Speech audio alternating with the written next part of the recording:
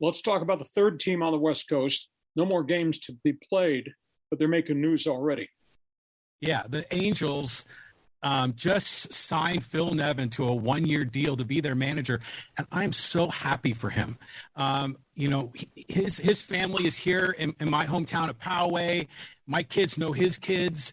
We've seen him over at the Poway High School baseball field. He's a great, upstanding man. And it was wonderful to see him finally get the opportunity with a legit one-year deal to lead the Angels. And he's had some success here these last 2 months. So it's looking a little bit optimistic in Anaheim. Well, they had two pieces of business. One is obviously after Phil Nevin replaced Joe Madden, was Nevin the right fit? Well, the players responded. I was told from within the players responded very positively to Phil, who can be pushy.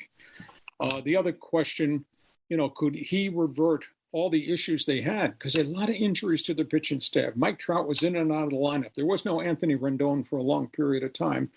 The team, once it started to get the injured people back, played pretty well.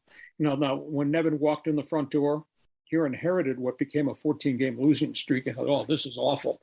Is this going to be his calling card? Is it going to be his end of his managerial dream to walk into a mess and not be able to fix it? But he did. They had a 5-game winning streak, and at the end of the season, they had a 7-game winning streak, including wins against Seattle, who are in the postseason. So that's a positive. Phil gets another year. The other positive is the big question, would they trade Ohtani at the trade deadline? Arte Moreno said no. The big question, could they afford to re-sign him? The club is up for sale. Arte Moreno said no problem. They signed Ohtani, superstar, two-way player. Haven't seen this since Babe Ruth. They signed Ohtani to a one-year, $30 million extension, and they'll deal with free agency next year. They may have new ownership by that point in time.